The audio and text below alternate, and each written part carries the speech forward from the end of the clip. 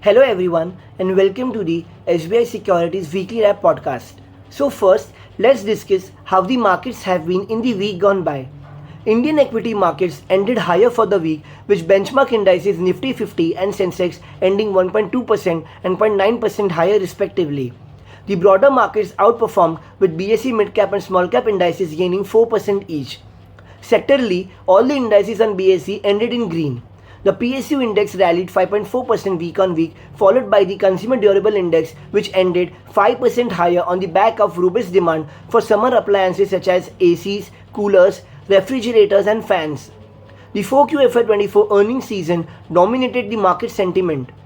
Earnings from large cap companies were relatively subdued, with IT, FMCG, and BFSI companies such as LTI Mindtree, L&T Tech, HUL, Tata Consumer, IndusInd Bank, Bajaj Finance, ICICI Prudential Life Insurance reporting disappointing numbers. However, Tech Mahindra's outlook for FY25 was very strong, which led to the stock outperforming on Friday. Select mid-caps and small-cap companies such as Tejas Networks, Harsin Agro, Cyient DLM, and Himadri Specialty Chemicals reported excellent set of 4Q FY24 results. Global markets too were strong this week despite rise in the US 10-year Treasury yield. The 1Q CY24 GDP data of US was lower than the estimates, raising stagnation concerns in the US economy. Tech heavyweights Alphabet and Microsoft reported robust set of numbers, while social media giant Meta disappointed with its guidance. Commodity prices continue to remain elevated, with zinc prices touching a one-year high. Aspects to look out during the next week are: next week will be a holiday shortened week, as Indian stock market will remain shut on Wednesday on the occasion of Maharashtra Day. Markets will be in the thick of the earnings season both in India and USA. The US Fed will take center stage, with the FOMC set to announce its interest rate decision on Wednesday. Key macro data points in India such as March 24 core sector data, April 24 auto sales, and the manufacturing PMI will also be closely tracked by the market participants. Investors are recommended to stick to quality businesses with strong earnings growth potential. Talking about the weekly sectoral gainers and losers on BSE. All the sectoral indices ended on a positive note. BSE PSU, Consumer Durable, Realty, Metals, Cap Goods, Healthcare, FMCG, Power, Oil, Auto, BankX, and IT were the sectoral gainers, with weekly gains of 5.4%, 5%, 4.4%, 3.8%, 3.4%, 3%, 2.7%, 2.6%, 2.5%, 2.1%, 1.6%, and 0.8% respectively. Now, talking about the weekly Nifty 50 gainers and losers.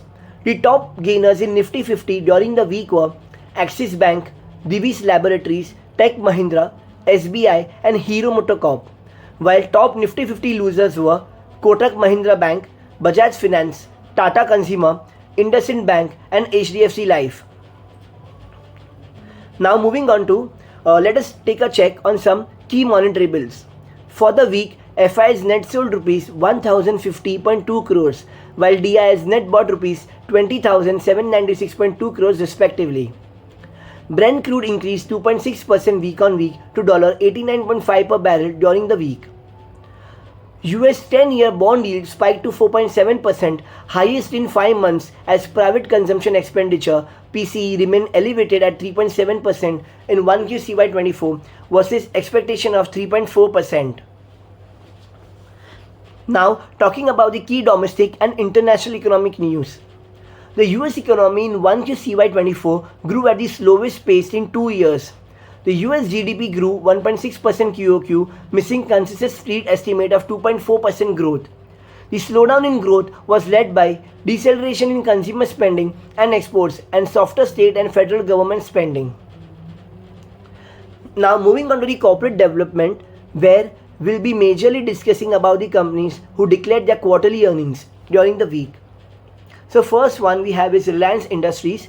So its 4Q FY24 consolidated revenue and EBITDA grew 11.3% and 10.8% YOY to rupees 2,36,533 crores and rupees 42,516 crores, while PAT declined 1.8% YOY to rupees 21,243 crores.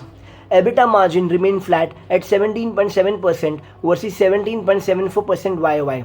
So overall the results were better than the market expectations. So we remain positive in Reliance Industries on a long-term perspective. Second one we have is Persistent System, whereas 4Q FY24 consolidated revenue, EBIT, PAT grew by 33.7%, 3.1% and 10.2% QOQ to rupees 2,590 crores, 374 crores and 315 crores respectively. EBIT margin dropped 10 basis point QOQ to 14.5% and revenue in CC terms grew 3.4% QOQ. So neutral for Persistent System in short term. Cyient DLM, the company's 4Q FY24 consolidated revenue, EBITDA and PAT grew 30.5%, 19.2% and 80.7% YOY to rupees 362 crores, 38 crores and 23 crores respectively. EBITDA margin declined 99 basis point YOY to 10.5%. So here the management commentary was very strong and they have indicated that they will grow at 30% CAGR over the next 3 years. So overall positive for Cyient DLM in long term. Tata Consumer Product, whereas 4Q FY24 revenue and EBITDA grew 8.5% and 23% YOY to rupees 3,927 crores and rupees 630 crores respectively, while PAT fell by 22.5% YOY to rupees 268 crores. EBITDA margin rose 189 basis point YOY to 16%. So overall weak set of numbers declared by Tata Consumer Products. So therefore neutral to marginal negative for the company in short term. Huhtamaki India, where the company's 4Q FY24 standalone revenue, EBITDA and PAT dropped 7.8%, 19.3% and 26.7% YOY to rupees 610 crores, 41 crores and 26 crores respectively. EBITDA margin fell 96 basis point YOY to 6.8%. So overall weak set of numbers declared by Huhtamaki India. So therefore neutral to marginally negative in short term. LTIMindtree, the company's 4Q FY24 consolidated revenue, EBIT and PAT dropped 1.4%, 5.6% and 5.9% QOQ to rupees 8,893 crores, 1,309 crores and 1,101 crores respectively. EBIT margin dropped 70 basis point QOQ to 14.7%. So overall weak set of numbers declared by LTIMindtree, therefore negative for the company in short term. Tech Mahindra, the company's 4Q FY24 consolidated revenue dropped 1.8% QOQ to rupees 12,871 crores, while EBITDA and PAT were up 22.8 and 29.5% QOQ to rupees 1,407.8 crores and 661 crores respectively.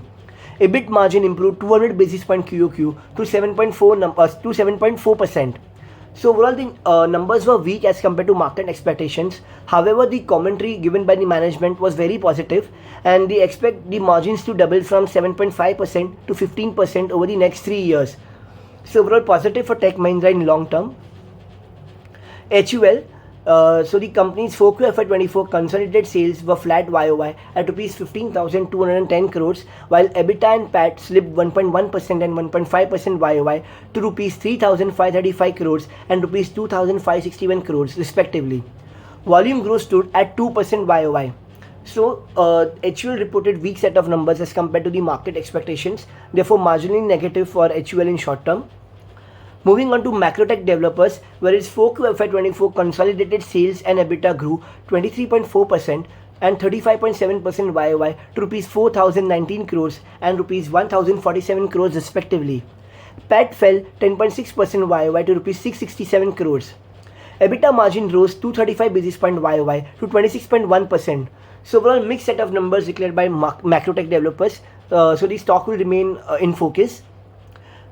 Next we have is Glenmark Life Science, where his 4Q FY24 consolidated revenue, EBITDA, PAT dropped 13.6%, 31.5% and 33.1% YOY to rupees 537 crores, 141 crores and 98 crores respectively. EBITDA margin contracted 686 basis point YOY to 26.4%. So overall weak set of numbers as compared to market expectations. Therefore Glenmark Life Science will be in focus. Puravankara, so the company received bids to redevelop a residential project in Mumbai. Project GDV is estimated to be at rupees 2,000 crores. So overall positive for Puravankara in long term. RVNL, the company has emerged as the lowest bidder for a railway project worth rupees 239 crores. So therefore positive for the company in long term. Now moving on to the pick of the day, which is one of our product where we have given three calls. So the first one is Dudla Dairy, where we have recommended at a CMP of rupees 965 with a price target of rupees 1110. So Dudla Dairy Limited, it is an integrated dairy company based in South India. It is engaged in the business of processing and selling milk as well as dairy-based value-added products. The company has 25 plus years of experience in its dairy operation. As of December 23, the company has an aggregate installed capacity of 22 lakhs liters per day, 15 processing plants and 139 chilling centers. Talking about its key growth driver, where the company aims to add rupees 500 crores revenue per annum in the next 2 to 3 years and gradually take the top line to rupees 5,000 crores. The company will also tap newer markets with growth largely being value driven due to lower grammage, and the company aims to achieve sales of 20 to 22 lakh liters per day in medium term from 11 LLPD currently. And one more growth driver is that the company has clocked 9-month FY24 EBITDA margin of 9%, and the similar trend is expected to continue in FY24 and FY25 as well. However, in 3 to 4 years time, the margin may again reach FY21 levels of close to 13%, partly led by ramp up of the African business. Moving on to the valuation, at current price, the stock trades at FY24 and FY25 earnings PE multiple of 31.9 times and 25.5 times, which looks attractive given the company's focus on driving the sustainable business growth. Second, we have is REC, where we have given a buy call at a CMP of rupees 460 with a price target of rupees 552. So REC Limited was set up by the Government of India in 1969 to finance and promote rural electrification projects in India. It is appointed as a nodal agency for implementing various GOI schemes aimed at developing the country's power sector. Sahaj Bijli Har Ghar Yojana, Deen Dayal Upadhyay Gram Jyoti Yojana, PM Sarvodaya. REC remains strong, strategically important to the GOI for achieving its objective of augmenting the power capacity across the country. Now talking about its key growth driver, so it posted strong 4Q FY24 provisional number where the loan book stood at rupees 5 trillion as of March 24, growing at 17.1% on a YOY basis. The disbursement has remained strong at rupees 1.6 trillion, growing at 66.7% YOY. The sanctions stood at rupees 3.5 trillion, growing at 33.6% YOY, while almost 1.3 trillion of the sanction is towards renewable energy sanctions. Moving on to the valuation, at CMP of rupees 460, the stock trades at a price to book value of 1.5 times of its FY25 book value based on Bloomberg consensus estimates. Engineers India Limited. So third one is Engineers India Limited, where we have given a buy call at a CMP of rupees 237 with a price target of rupees 265. So Engineers India Limited was established in 1965 and is a Navratna company and a leading global engineering consultancy and EPC company. EIL mainly provides engineering consultancy and EPC services primarily focused on oil and gas and petrochemical industries. Its business operation spans across the hydrocarbon value chain as well, and it is also in diversified areas of metallurgy, infrastructure, biofuels and green hydrogen. The company also secures consultancy orders from the international markets such as Middle East, Africa, South Asia and Central Asia. Talking about its key growth driver, so Engineers India has a secure total orders of rupees 3,047 crores in 9-month FY24 and has an order book position of rupees 7,991 crores as of December 23, which is 2.4 times of its FY23 consolidated revenues. This provides strong visibility for medium term. Out of the total orders secured, 62% is driven by hydrocarbons, 25% by infra, 6% by metals, power and others, and balance from chemicals and fertilizers. Talking about the valuation, at current price, EIL is trading at FY24 and FY25 PE multiple of 32.3 times and 25.7 times respectively, which looks attractive given the healthy order book position, improved financial metrics and strong outlook in the alternate energy projects. Now, moving on to the pick of the week, where we have given Coal India at a CMP of rupees 441 with a price target of rupees 507.2. So Coal India Limited is a Maharatna company operating under the aegis of Ministry of Coal, Government of India, and is a prominent player in the global energy landscape. The company operates 83 mining areas spread across 8 states and currently owns 322 mines.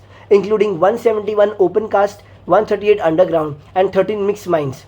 It operates 13 coal washeries, including 11 coking coal and 2 non-coking coal washeries, with a total operable washing capacity of 25 million tons.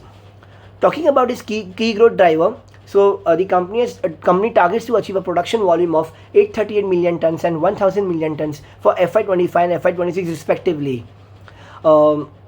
CERL's phase 2 is anticipated to be commissioned in August 26. The east-west rail corridor in Chhattisgarh is to evacuate approximately 65 million tons per annum of coal and is expected to be commissioned by December 24. And the Shivpura Kathuria rail connectivity will also help to evacuate about 25 MTPA. The project is likely to be commissioned by June 25. Talking about its valuation, at the current price, the stock is trading at 5.8 times and 5.9 times and 5.4 times of its FY24, 25, 26 EV by EBITDA based on Bloomberg consensus estimates. Moving on to the corporate actions for next week. So for key corporate actions in next week, kindly refer to our weekly wrap report. The link to view the report is shared in the description box below. So this was all about the weekly market podcast. Thank you for listening. Investment in securities market are subject to market risks. Read all the related documents carefully before investing.